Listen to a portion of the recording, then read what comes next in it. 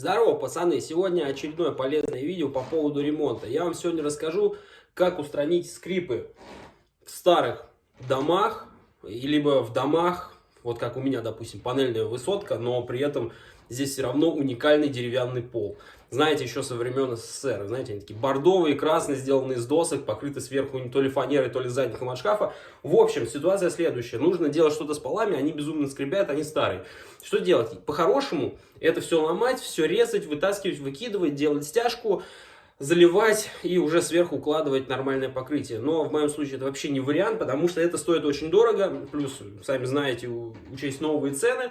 Что можно сделать? Ребят, смотрите, я пришел к тому, что нужно просто будет все снять и тупо прокрутить доски. Сейчас я вам наглядно покажу, из чего тут пол в принципе состоит и какой результат, как я это делал. И потом запишу еще одно видео с небольшим лайфхаком. Так, ладно, погнали. Вот у вас старый пол, короче. У вас бабла особо нету, но вам нужно как-то его исправить. Вот смотрите, вот эти полы бордовые. Это вот фанера, да? Это вот фанера, либо это задник от шкафа, которыми там многие закрывают полы эти.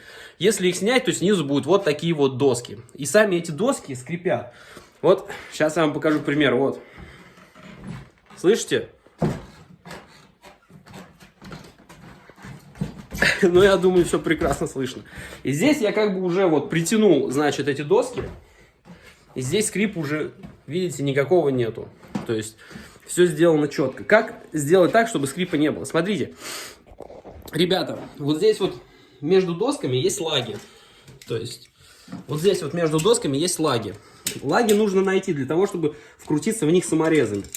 То есть я брал просто ножик и пропускал в щель этот ножик, нащупал лагу, вот лага, ее одна сторона, вот лага, ее другая сторона.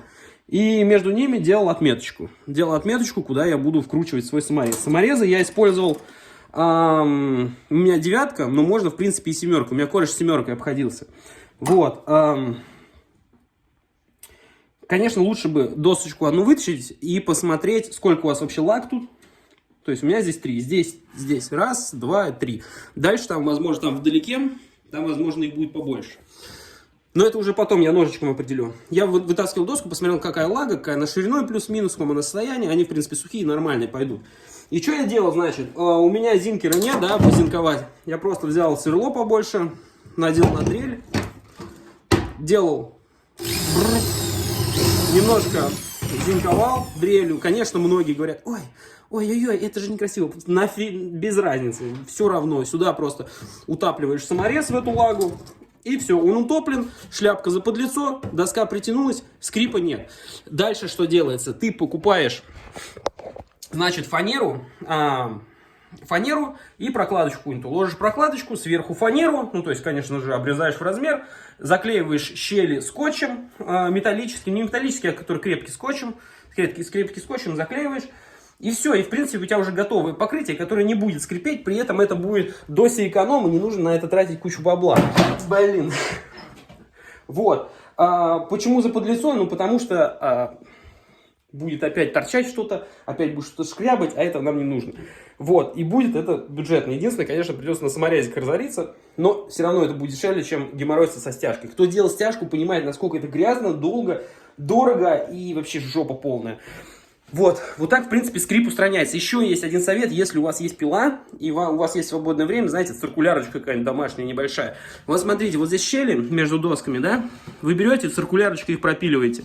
Чтобы, для чего это делать? Потому что если вдруг у вас там какой-то мусор какой-то, камешек лежит, еще что-то, и даже если они, ну, просверлены, прикручены доски саморезами, все равно, знаете, вот этот вот микроскрипик может быть, микрокамушек, вот чуть-чуть досочка сыграла, и все, и будет небольшой звук. Но, как бы у меня такого нету, я как бы все пропылесосил, все выскреб оттуда. Вот. Но если есть циркулярочка, каждую доску пропилил, и все.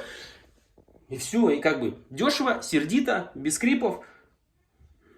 Напольное покрытие, а сверху на фанеру ложишь все, что хочешь. Ламинат, линолеум, вообще без разницы. Ставь лайк, подписывайся на канал.